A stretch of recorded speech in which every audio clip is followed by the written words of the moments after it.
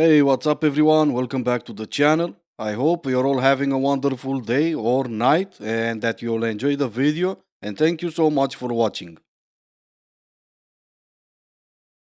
What do you think the biggest issue with modern dating is? I think men think the grass is always greener. They always think they can get something better, whereas I feel like women don't have that. We've never had that opinion about men. So I think it's just making the dating game harder for women. Yeah. What? What planet are you from? Let me start by saying this. I don't think you said the word like too many times. Next time, try saying it maybe 800 times more. It will make you look, well, just as dumb. Men leave relationships because they think the grass is greener on the other side. What planet are you from? If that would be the case, it would be men filing for divorce 80% of the time. But it's the other way around, isn't it? Let's take a look at the most recent example that I know of. And I'm probably gonna say her name wrong, but I really don't care. Kelsey Ballerini said not getting divorced from Morgan Evans would have been a disservice. For a while, you're right, it was kind of like, okay, this is just a new phase of a relationship, because relationships go through seasons, right? And it's not always going to be rainbows and butterflies. That's just not it, Ballerini explained. For a long time, I was like, oh, this is just the glitter wears off. That's what happens. And then you get into a phase where you wait for it to come back, and then sometimes it doesn't. And there you go. She divorced her husband because she didn't have glitter in her life anymore. But as we all know, it's always the man's fault. She wants to see if the grass is greener on the other side. Well, hey, he didn't bring glitter in the relationship anymore. So obviously it's his fault. Okay, I'm thinking about men cheating, okay? Thinking about men cheating. So I did a post about why I think men cheat and what I've learned from sleeping with your husbands. And I've just thought about it a little bit more, okay? Because I don't think all men are like that, but I think they're all like that. And here's what I mean. I think men settle for women that aren't their match. They're not with their right girl. And I think when someone's not with their right girl, they don't act right. I just feel like a lot of people are partnered up with people that was just the convenient, or it just happened. Wasn't like you didn't shop around enough. Do you know what I mean? And I feel like, because I'm like, men aren't always like this. They don't all fucking cheat. There are men out there that do not cheat, okay? Men that I've never met in my life. I think every man is like that, but only like that for the right person.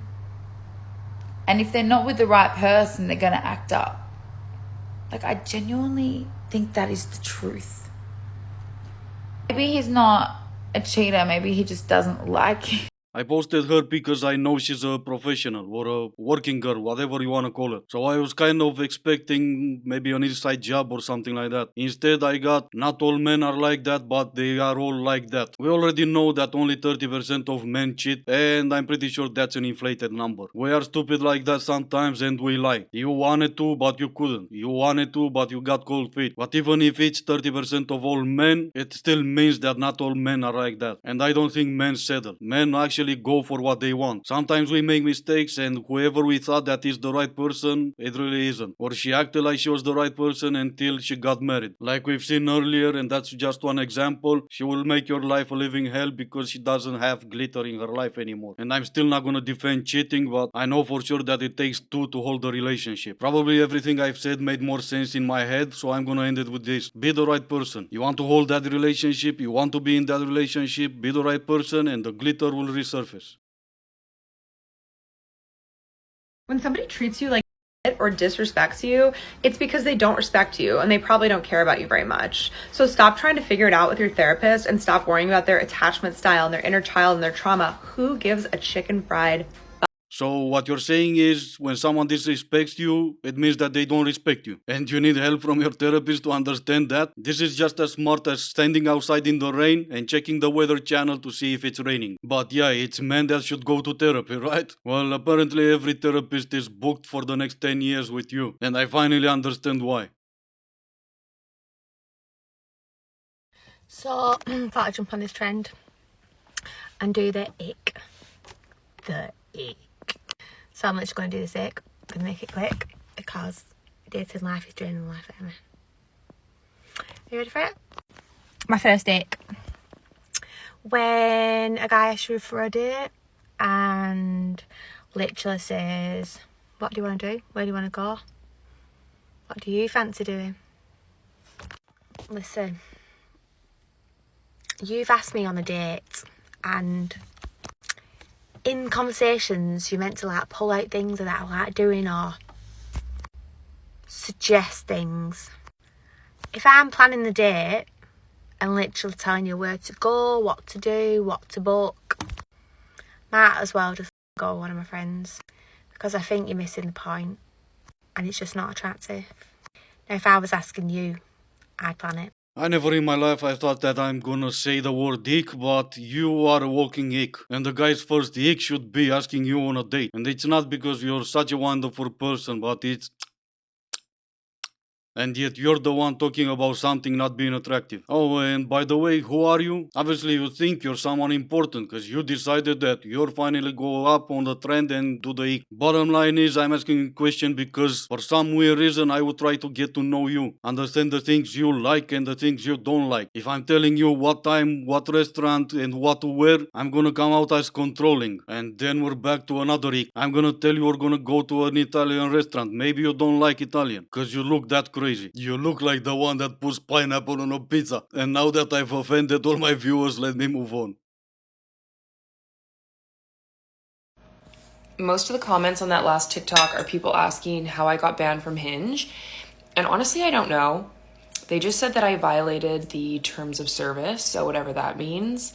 I did email them to ask for an explanation, but they don't tell you. They just said they reviewed it and confirmed that I violated the terms. And once you're kicked off, you're never allowed back on. So my Hinge days are officially over. Can't say I'm super upset about it, but I kind of just want to know why.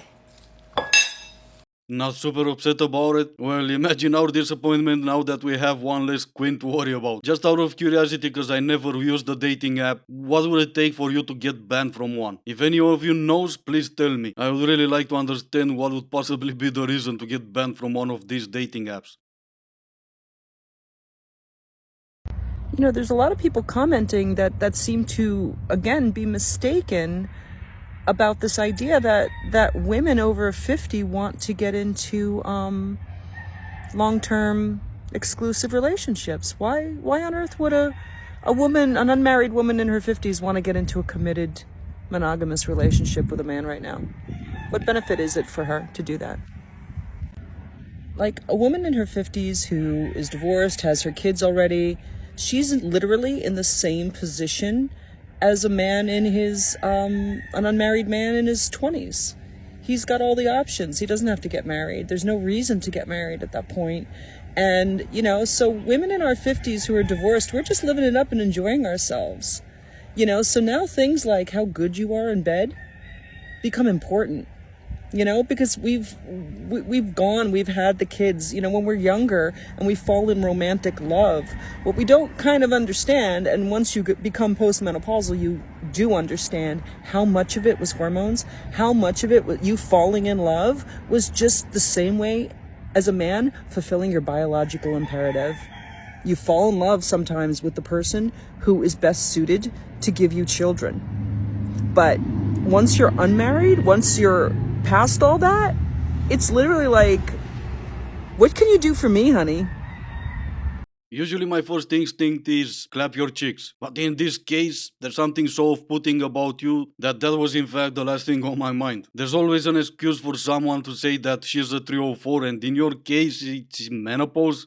I mean, sure, yeah, whatever. Women in their 50s have the same options as men in their 20s? Come on now. What options do you have? Don't get me wrong, I like getting it easy just as much as the next guy. But why would I go for anyone like you? And I think I understand now why you're so off-putting. You said you fell in love with your romantic partner because he wanted his kids, and I'm pretty sure it goes beyond that. You wanted to get married because you wanted that marital status. You wanted to be called Mrs. You wanted to brag about your wedding ring, your wedding dress to your friends, honeymoon, but then your true nature came out and you became the 304 that you are today. Now I'm pretty sure your kids loved you divorcing their father, and judging by that condescending tone, I'm willing to bet everything that you destroyed him in the divorce. So I'm pretty sure your kids loved watching you do that as well. But yeah, what can I do for you? Showing you the streets where you belong. You don't really know someone until you see how they act 3 months after dating. The first 3 months is usually the courtship stage, and that's when the love chemicals like oxytocin and dopamine are at an all-time high. It's all about getting what you want now. So when someone doesn't have you or isn't a committed relationship just yet, people are going to be more motivated to try harder, do romantic things. That's fine, but don't think you know someone and make conclusions about how this person is going to be in a long-term relationship based off of that courtship stage. What happens after? Follow for part 2. No, I don't need a part 2. I think I got it the first time. You don't really know someone until you do. That's great. In the end, you're just another one taking advantage of people that are going through a breakup and going through a rough period in their life. Knowing that that's what you do, that's who you are, and that's what you're trying to do for a living makes me wonder, why would anyone listen to you? And what would you even call yourself? A breakup expert? Yeah, I don't think I'm gonna follow for part 2. Okay, so I ghosted this guy. Well, like I last texted him 3 minutes ago for the 4th time. But if he doesn't reply this time, I'll be ghosting him. Yeah, sure. Or just send him 4 more paragraphs, because, he's gonna ignore them all, but that will teach him. So everyone knows I'm going through a breakup right now. I've made it pretty public, but everyone keeps asking me for breakup advice. And I've gone through a few breakups. That's something I'm really good at. So just be by yourself and never date a man. Well, at least you have your looks going for you. I guess you also qualify as a breakup expert. Now, an option could be learn how to be in a relationship, learn how to keep a man. Nah, but who wants to do that when you can just have so many breakups? Here's a tip. If your palm itches, you're probably going to get something, like money or something's going to come to you. If your crotch itches, you already got something. Oh, well, being an OF girl, you should know better. But regardless if it's your palm or your crotch, I'm pretty sure you still got money. Cause OF girl. Now the argument could be that you're gonna use the money that you got to get that crotch itch fixed. But it's a win-win still. Anyway, this is gonna be the end of the video. As always, I do hope you enjoyed it. If you didn't, I still appreciate you for making it this far. Thank you all so much for watching. Stay safe and I will see you in the next one.